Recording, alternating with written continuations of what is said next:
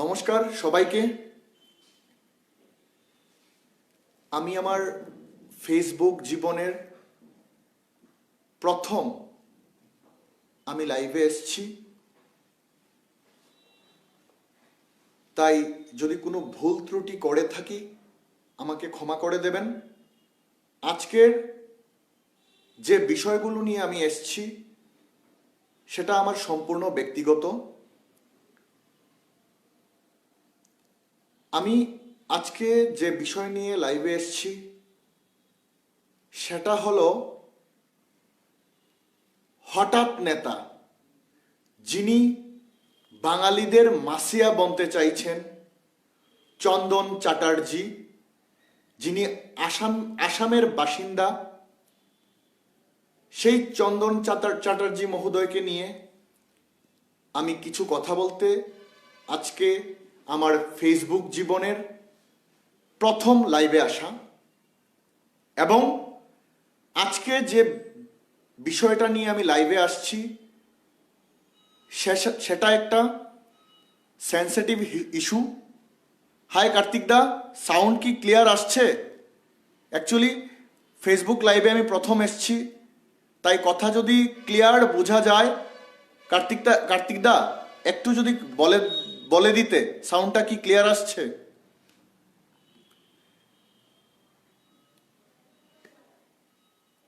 আমরা দেখলাম যখন এই ভারতবর্ষে BJP CAB citizenship amendment bill আনলেন, তারপর এই বিলটা পাশ হওয়ার পর সিএএ সিটিজেনশিপ অ্যামেন্ডমেন্ট অ্যাক্ট হলো, তখন থেকেই সারা ভারতবর্ষে, সারা নর্থ ইস্টে, সারা ত্রিপুরা রাজ্যে আগুন জ্বলেছিল।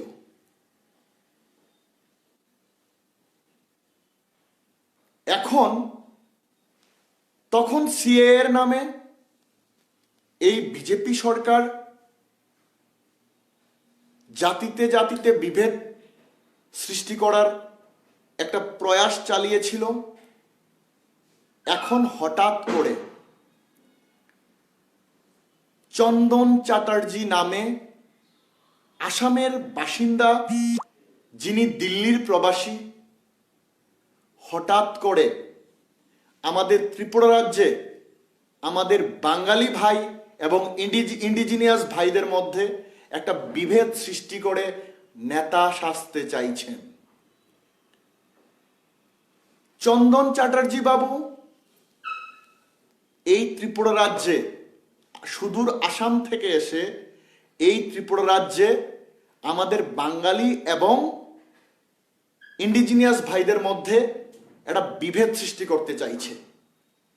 আমি চন্দন চ্যাটার্জি বাবুর উদ্দেশ্যে বলতে চাই, ভারতবর্ষে আমরা অনেক নেতা দেখেছি, কিন্তু নেতাজি ছিলেন মাত্র একজন, যিনি সুভাষচন্দ্র বসু। সুভাষচন্দ্র বসু ছিলেন বাঙালির গর্ব, কিন্তু উনি কখনো বাঙালি জাতির নামে এই ভারতবর্ষে লড়াই করেননি। উনি জাতিতে জাতিতে লড়াই লাগাতে চাননি। উনি এই ভারতবর্ষে সকল জাতির মানুষকে কোনো জাতিতে দেখতেন না। উনি এই ভারতবর্ষে হিন্দু, মুসলমান, খ্রিস্টান, শিখ, ইন্ডিজিনিয়াস, আসামিস সকল অংশের মানুষকে উনি ভারতীয় জাতিতে ভাবতেন। সকল অংশের মানুষকে নিয়ে ওনারা স্বাধীনতা আন্দোলনে নেমেছিলেন, ব্রিটিশকে এই ভারত থেকে ভাগানোর চেষ্টা করেছিলেন। আমাদের বাঙালির গর্ব নেতাজি সুভাষচন্দ্র বসু কিন্তু কখনো বলেননি বাঙালি জাতি, মুসলিম জাতি, খ্রিস্টান জাতি, জাতির নামে কখনো লড়াই করেননি।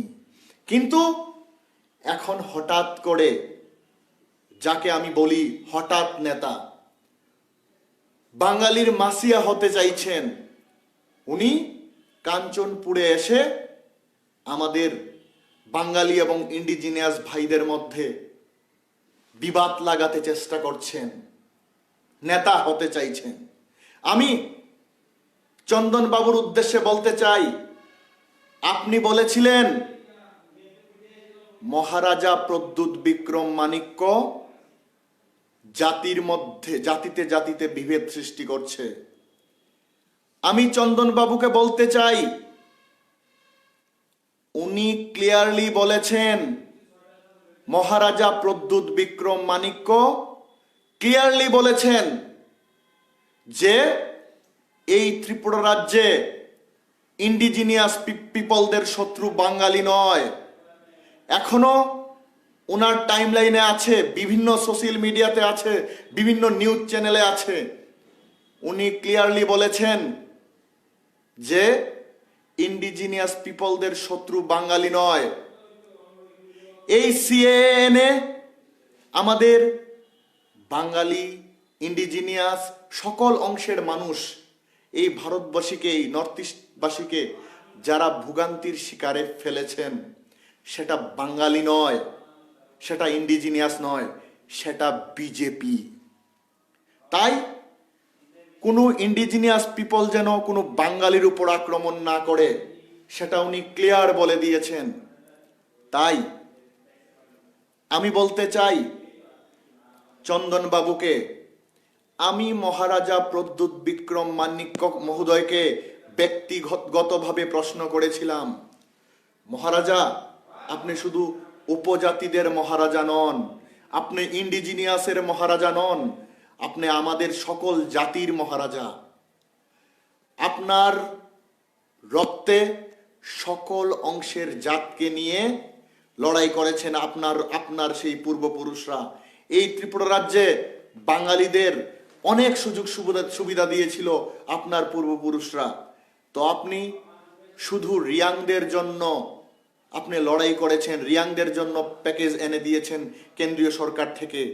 কিন্তু যারা সেখানে সেই সব রিয়াংদের দ্বারা যেসব বাঙালিরা অত্যাচারিত হয়েছে, যারা সেই সব রিয়াংদের দ্বারা অত্যাচারিত হয়ে যারা ভিটেমাটিহীন যেসব বাঙালিরা আছেন, কিছুদিন আগে যেটা আনন্দবাজারে যে এই সিএ এর নামে যেটা একটা ভয়াবহ পরিস্থিতি তৈরি হয়েছিল আনন্দবাজারে, সেই সব বাঙালিদের দোকান বহু লক্ষ টাকা নষ্ট করেছিল কিছু উগ্র ইন্ডিজিনিয়াস পিপলরা, তাদের জন্য তো আপনি কিছু বলেননি। মহারাজা প্রদ্যুৎ বিক্রম মাণিক্য বলেছেন রাখু দাস, তুমি ভালো করে লক্ষ্য করে দেখো বা খবর নিয়ে দেখো, আমি প্রদ্যুৎ বিক্রম মাণিক্য আমি ঘোষণা দিয়েছি যেসব বাঙালিরা আক্রান্ত হয়েছে এই আনন্দবাজারে তাদেরকে আমি আর্থিকভাবে সাহায্য করব। আমি ডিএমকে বলেছি আমি 1.5 লক্ষ টাকা করে দেব। উনি বলেছেন, ধন্যবাদ জানাই আমি মহারাজা প্রদ্যুৎ বিক্রম মাণিক্যকে, উনি 1.5 লক্ষ টাকা করে দেওয়ার ঘোষণা করেছেন। আমি কংগ্রেস পার্টির সভাপতি পীযূষকান্তি বিশ্বাস মহোদয়কেও ধন্যবাদ জানাই। উনি ইন্ডিজিনিয়াস পিপলদের জন্য যে একটা রিসেটেলমেন্টের ব্যবস্থা করা হয়েছে, উনি সেটাতে স্বাগতম জানিয়েছেন। কারণ ওনারা এই রিয়াংরা ভারতবাসী, ওনারা বাংলাদেশ থেকে আসেননি, ওনারা পাকিস্তান থেকে আসেননি, ওনারা আমাদের ভারতের নাগরিক। কিন্তু ভারতের নাগরিক হয়ে ওনারা 23 বছর যাযাবর থেকেছেন, আজ ওনাদের একটা সঠিক ঠিকানা হয়েছে। তাই ধন্যবাদ জানিয়েছেন আমাদের পীযূষকান্তি বিশ্বাস মহোদয়, যিনি কংগ্রেসের সভাপতি, রাজ্যের বিশিষ্ট আইনজীবী, সিনিয়র আইনজীবী। কংগ্রেসের যখন ওরা 23 বছর এই ত্রিপুরা রাজ্যে যাযাবর হিসেবে ছিল, কংগ্রেসের সেন্ট্রাল গভর্নমেন্ট ওনাদেরকে রিসেটেলমেন্ট দেওয়ার চেষ্টা করেছিল, কিন্তু সিপিএম তখন মানেনি। আর সেখানে মিজোরাম থেকে ওনারা এসছে, মিজোরামের মিজো জাতিরাও ওনাদের নিতে অস্বীকার করেছিল, তখন এইভাবেই চলেছিল।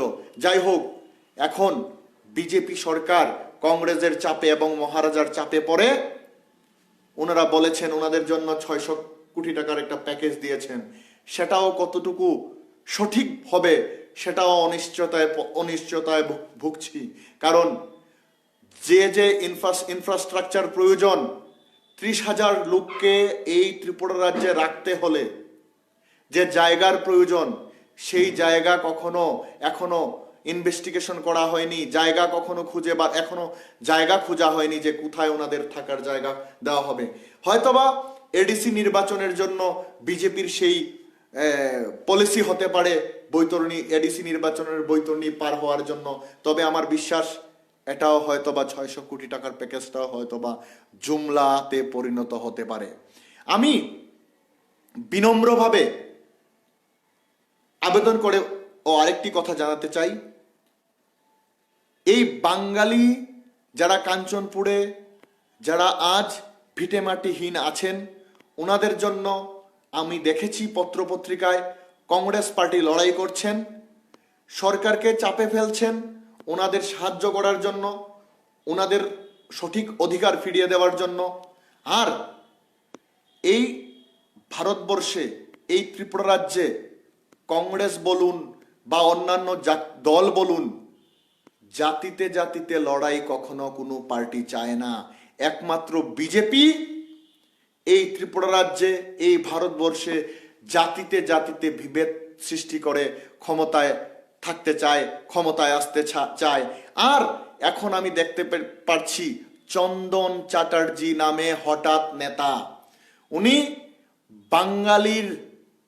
বাঙালির মাসিয়া হয়ে উনি নেতা হতে চাইছেন।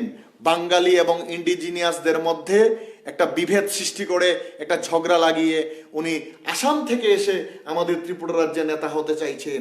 আমি চন্দন বাবুকে বিনম্রভাবে আবেদন করে বলতে চাই, যদি আপনি আমাদের বাঙালি গরিব অংশের বা যারা পিছিয়ে পড়া লোক বা যারা আক্রান্ত হয়েছেন বিভিন্নভাবে, তাদেরকে যদি সত্যি আপনার সাহায্য করার ইচ্ছে থাকে, যেভাবেই হোক, বিভিন্নভাবে হোক, আপনার নিজের পকেট থেকে হোক, 500 টাকা করেও সাহায্য করে দেখান যে আপনি বাঙালির জনদরদি নেতা।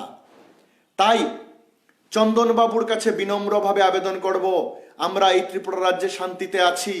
ইন্ডিজিনিয়াস পিপল, হিন্দু, মুসলমান, খ্রিস্টান, শিখ সকল অংশের মানুষকে নিয়ে আমরা খুব ভালোভাবে জাতীয় সংহতি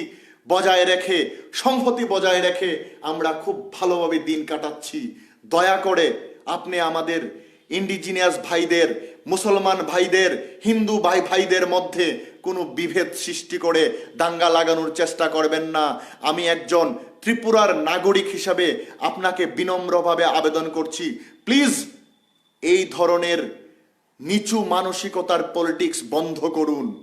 আর সঙ্গে এই ত্রিপুরাবাসীর কাছে বিনম্রভাবে আবেদন করছি, যদি কোনো বাঙালি অথবা ইন্ডিজিনিয়াস অথবা মুসলমান যে কোনো অংশের মানুষ যদি জাতিতে জাতিতে বিভেদ সৃষ্টি করার জন্য কোনো উগ্র বক্তব্য রাখেন, তাদের বিরুদ্ধে রুখে দাঁড়ানোর জন্য, তাদের বিরুদ্ধে আওয়াজ তোলার জন্য বিনম্রভাবে আবেদন করছি। আমরা আমাদের ত্রিপুরা রাজ্যের সকল অংশের জাতির মধ্যে সংহতি রাখার জন্য আমি বিনম্রভাবে আমার ব্যক্তিগতভাবে সকল অংশের মানুষকে এগিয়ে আসার জন্য বিনম্রভাবে আবেদন করছি। নমস্কার, ধন্যবাদ। Belaikena hambai tripuri khorang nai tong nai ta hukte bukuk sona sini channel tabu bonorok subscribe khlaya khong khangken daktino subscribe khlai di job nse sekang video norok nugna bagai aboni bagi ta makhlai video ni tolaw norok nugo yagra phai sing subscribe ni suijak kasak khlai abona click khlai mani loge no kaisa bell hai khlai nugjagana nugjaka a belo click khlai re kha ke sing video upload khlai mani loge no norok video nugana joton sai sekang nugana aboni bagai belakeno hambai nai tongdi।